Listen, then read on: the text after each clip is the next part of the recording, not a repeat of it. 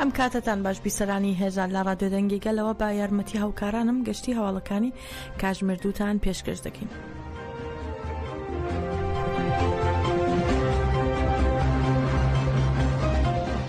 هەشتا و هەشت کەسایەتی کە لە بوارە جیاوازەکاندا خەڵاتی نۆبێلیان وەرگرتووە بۆ دامەزراوە نێونەتەوەیەکان و سەرکۆماری تورکیا نامەیەکیان ناوتیایدا پشتگیری لە بەنگوازەکەی ڕێبەرەوە جەلان و پرۆسەی چارەسەری پرسی کورد دەکەن و لە هەمان کاتیشدا نیگەرانیان لەسەر هەلومەرجی زیندانیکردن بۆ ماوەی 26 ساڵ دەربڕیوە. ئەو کەسایەتیانەی کا لە ژێرنامەکەدا واژۆیان کردووە نووسیویانە لە کاتێکدا لە جیهاندا شەڕ سەخت بووە بەنگوازەکەی بەڕێزەوە جەلان بۆ ئاشتی و دیموکراسی لە تورکیا بۆ گەلانی هەرێمەکە بوو بە هیوای ڕووناکیەک.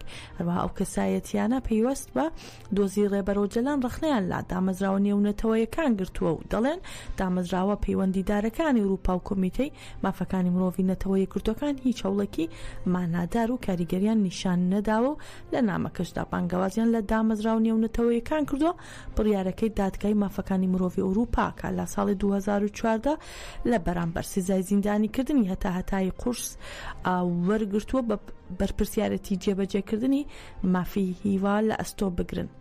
بەم نامەیە ئەو کەسایەتیانەی کابراوەی خەڵاتی نۆبێلن بۆ جاری سێم بەشداری دۆزی ڕێبەر و ئۆجەلان دەبن و لە نامەکەیاندا بانگەواز لە دامەزراوە نێونەتەوەیەکان دەکەن لە پرسی پاراستنی مافەکانی ڕێبەر و ئۆجەلان کارابن و بە موشانەی خوارەوە پشتگیری لە پرۆسەی ئاشتی بە پێشنگایەتی ڕێبەر و ئۆجەلان دەکەن. بەنگەوازەکەی بەڕێز ئۆجەلان خاوەن ڕۆحی ئاشتی خوشک و برایەتە کە ئەلفرد نۆبێل با ڕژدی جەختی لەسەر کردوتەوە وەک ئەو کەسایەتیانەی هەڵگری خەڵاتی نۆبێلن دان بەو هەوڵدانانەدا دەنین و پشتگیری دەکەن لە چوارچێوەی سەر لە نوێ دەستپێکردنەوەی دانووسانەکانی ئاشتیدا بەڕێز ئۆجەلان سەرۆک و نوێنەری سیاسی ڕەوایگەلی کوردە دەبێت ئازاد بکرێت و ڕێگەی پێ بدرێت بەشداری تەواوەتی لا پرۆسەی ئاشتیدا بکات و ئەمەش بەو مانایەیە بتوانێت بە ئازادی پەیوەندی لەگەڵ پارێزەرەکانی پارتەکەی و هەموو کارکتەرانی ئەم پرۆسەیەدا دانێت. نامەکە بۆ هەموو ئەو دامەزراوە نێونەتەوەیانە نێردراوە کە تورکیاش ئەندامێتی لەوانە سکرتێری گشتی کۆنسەی ئەوروپا و کۆمیساریای مافەکانی مرۆڤ و سەرۆکی دادگای مافەکانی مرۆڤ و کۆمیتەی ڕێگری لە ئاشکەنجەی ئەوروپا و هەروەها نامەیەک بۆ هەموو ئەندامانی لێژنەی وەزیرانی کۆنسەی ئەوروپا نێردراوە. ئەم لێژنەیە باس لە جێبەجێکردنی بڕیاری دادگای مافەکانی مرۆڤ دەکات سەبارەت بە ڕێبەر ئۆجەلان و تورکیا لا 25 ئەیلولدا. نامەی دووهەمیش بۆ سەرۆکۆماری تورکیا ڕەجەب تەیب ئەردۆغان نێردراوە کە لە جێبەجێکردنی بڕیارەکانی دادگای مافی مرۆڤی یونان پەیوەست بە دۆزی ڕێبەر ئۆجەلان و هەمیش بۆ درێژەدان بە پرۆسی ئاشتی و سەرکەوتنی چەندین بەرپرسیارەتی لە ئەستۆیە.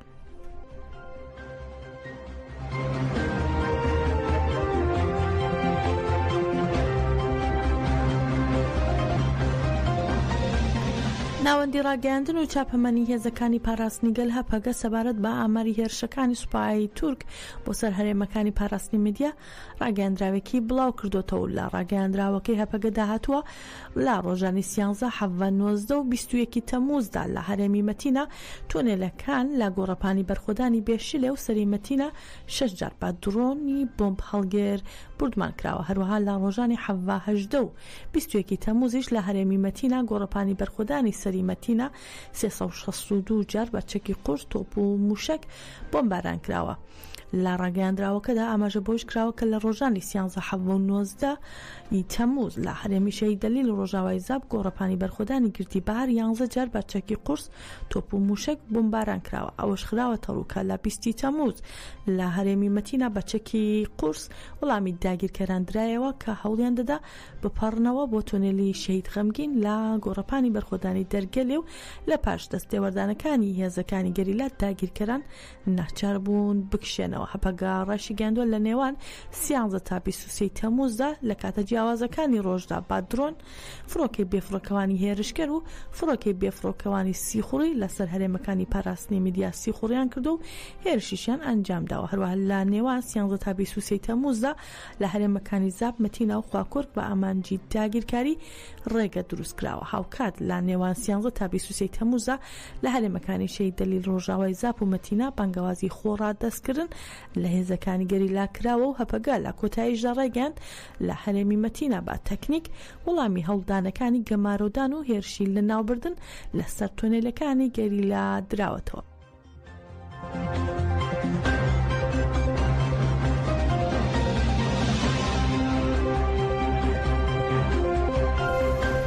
ناوەندی ڕاگەاندن و چاپەمەنی هێزەکانی پاراستنیگەل هەپەگە ناسنامەی چوارگەری لای شەهیدی بەبیرهێنایەوە کە لە خواکۆرک و زاب شەهید بوون. لە ڕاگەاندراوەکەی هەپەگەدا هاتووە هاوڕێیانمان دژوار هێوی ئارام و ئازادی کە لە تێکۆشانەکانمان لە ساڵی 2022 لە گۆڕەپانە جیاوازەکانی هەرێمەکانی پاراستنی میدیا شەهید بوون با ڕێزداریەوە یاد دەکەینەوە. لە کەسیەتی ئەم میلیتانە ئاپۆیە هێژایانەدا هەموو شەهیدان یاد دەکەینەوە و بەڵێنمان دووپات دەکەینەوە دڵسۆزی تێکۆشانی شەهیدانمان بین و تێکۆشانیان بگەێنین با سەرکەوتن. هەروەها هەپەگەڕای گەاند و هاوڕێیانمان بۆ ئازادی گەلی کورد بەشداری ڕزەکانی گەریلا بوون و خۆیان بە فەلسەفەی ئاوپۆیی لێوڕێژ کرد و بوون بە میلیتانێکی بەهێز بوون پێشکەوتن و لاچیاکانی کوردستان تێکۆشانێکی نەبراوەیان ئەنجامدا و لە دژی سیاسەتەکانی ئاسیمیلاسیۆن و قڕکردنەکانی دەوڵەتی تورکی داگیرکەر و کۆلۆنیالی کە 100 ساڵە لە کوردستان بەردەوامە پێشڕەوی هەڵویستێکی مێژوویان کرد و ئاگاداری ڕۆڵی مێژوویان بوون و بەم جۆرەش مامەڵیان کرد. هەروەها ڕەشی دەگەێنن وەک شوێن کەوتوانیان لەو باوەڕەدان تێکۆشانی هاوڕێیانمان دژوار هێوی ئارام و ئازادی هەمیشە ڕێنیشان دەرمان دەبێت و بە تایبەتیش سەرخۆشی لە بنەماڵەی هاوڕێیانی شەهیدمان و لە هەموو گەلی کوردستان دەکەین. هەپەگە لە بارەی ناسنامەی شەهیدان بەم شێوەیە زانیاری خستووە تاڕوو. خەلیل حەسەن بە ناسناوی دژوار عەفرین لە عەفرین لەدایک بوو لە 20 ئەیلولی 2022 لە خواکۆرک شەهید بووە. مەنال ئیقبال بە ناسناوی هێوی بەختیار لە ئەڵمانیا لەدایک بوو لە 7 تەموزی 2022 لە زاب شەهید بووە. هەروەها یعقوب ئەرتۆگرال بە ناسناوی ئارام فارقین لە ئیلح لەدایک بوو لە 2 ئابی 2022 لە زاب شەهید بووە و وعد کەنێر بە ناسناوی ئازادی دژوار لە قامیشلو لەدایک بووە ئەوش لە 2 ئابی 2022 لە زاب شەهید بووە.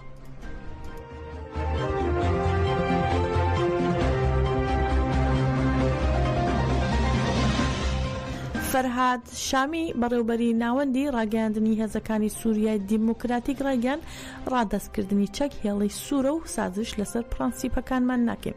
جەختیشی کردەوە قەسەدە وەک لایەنێکی هاوتا دانوستانە لەگەڵ دیمەشق دەکات نەک وەک لایەنێکی ملکەچ و بچووکتر. حکوومەتی سووریاش هیچ ئیرادەیەکی نییە بۆ چارەسەرکردن. شامی لە لێدوانێکی ڕۆژنامەوانیدا ئاماژەی بۆش کردووە کات توماس بارک نێردەی تایبەتی ئەمریکا داوای لە هێزەکانی سووریای دیموکراتیک کردو هاوکاری بکەن لە دۆزینەوەی چارەسەرێک بۆ قەیرانی سوێدا. ئاشکراشی کرد ئۆپراسیۆنەکانی دژ بە داعش لە باکووری ڕۆژهەڵاتی سووریا پەرەی پێدەدرێت و ڕەنگە بە هەماهەنگی هاوپەیمانی نێودەوڵەتی ناوچەکانی دیکەی دەرەوەی ژێر کۆنتڕۆڵی هێزەکانی قەسەدەش بگرێتەوە. جیاماژە لە چەند ڕۆژی ڕابردوودا ئەبجەر داود وتەبێژی قەسەدە بە میدیا کوردیەکانی ڕاگەاندووە بە لە بەرچاوگرتنی گرژە بەردەوامەکانی سووریا و پەرەسەندنی تونند و تیژەکان و هەڕەشەکانی داعشیش مەحاڵە هێزەکانمان چەکەکانیان ڕادەست بکەن. هەروەها و تووشێتی قەسەدە دەتوانێت لە ڕێگەی ڕێکەوتنێکی دەستوریەوە پەیوەندی با سوپای سووریاوە بکات کە دان با تایبەتمەندی پێکاتەی کوردیدا بنێت و لە درێژەی قسەکانیشیدا داود وتێتی قەسەدە لەگەڵ شەردانیە بەڵکو لە هەر شوێنێک ئامادەبێت بەرگری لە گەلەکەی دەکات.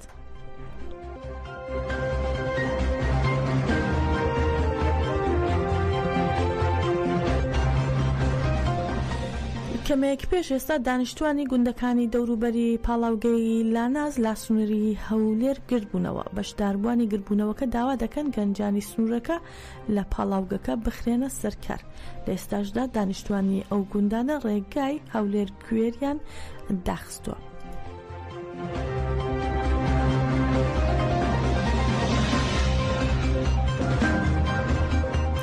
ڕێکخراوی کۆمەڵی مافەکانی مرۆڤی کوردستان ڕایگەاند لە ماوەی 8 ڕۆژی ڕابردوودا ژنێک بە ناوی چنوور عەباسی لە شاری دێگونلان هەروەها فەرزانە سدیقی و ئیلهام سالاریش لە خۆڕەم ئاباد کوژراون.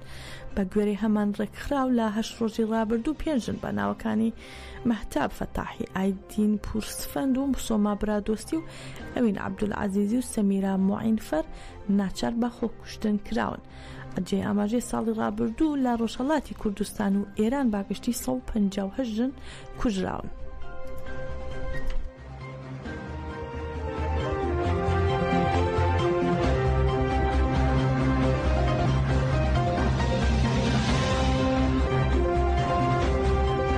ماڵپەڕی ئەکسیۆسی ئەمریکی لازاری بەرپرسێکی ئیسرائیلەوە ڕایگەاندووە شەوی ڕابردوو حەماس وەڵامی ناوبژێوانانی بۆ ئاگربەستدایەوە و لە ئێستادا وەڵامەکەی حەماس لای ئیسرائیلە و سەرقاڵی لێکۆڵینەوە.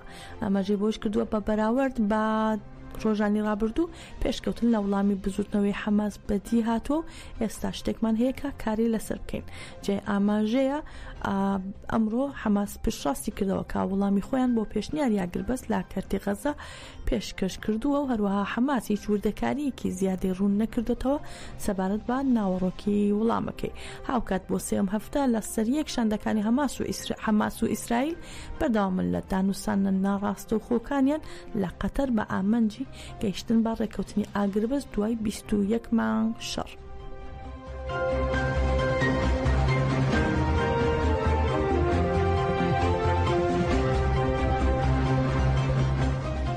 ئاژانسی هاوکاری ئەمنی بەرگری ئەمریکا سەبارەت بە فرۆشتنی چەک و پێداویستی سەربازی با ئۆکراین بڵاوی کردوتەوە ئەمریکا ڕەزامەندی دەربڕیوە لەسەر فرۆشتنی چەک و پێداویستی سەربازیەکان بە بەهای 322 میلیۆن دلار با ئۆکراین لە پێناو بەهێزکردنی سیستەمی بەرگری ئەو وڵاتەدا.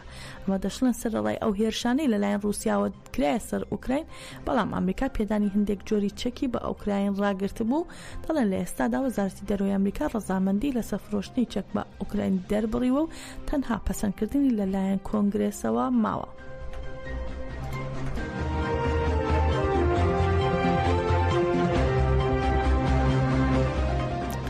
با پێی میدیا جیهانیەکان سەر لە بەیانی ئەمڕۆ لە هەرێمەکانی دەوروبەری پەرستگای بارستا تایمۆنتۆم لان کە ناوچەیەکی شوێنەواری دێرینە و دەکەوێتە سەر سنووری نێوان تایلەند و کەمبۆجیا شەڕ و پێکداتان ڕوویداوە. لە ڕۆژانی ڕابردوو دوو وڵاتی کەمبۆجیا بڵاوی کردوتەوە پەیوەندی دیپلۆماسیەکانیان لەگەڵ تایلەند دابەزاندووە بۆ نزمترین ئاست و شاندی دیپلۆماسی خۆیان لە تایلەند کشاندوێتەوە. چەند سەرچاوەیەکی ناوخۆش با میدیاکانی تایلەندیان ڕاگەاندووە لا وەڵامی تەقینەوەی مینێکی کەمبۆجی لە سەر سنووری هەردوو وڵات کا بووەتە هۆی کوژرانی 5 سەربازی تایلەندی پەیوەندیەکانیان لەگەڵ کەمبۆجیا بۆ نزمترین ئاست دابەزاندووە.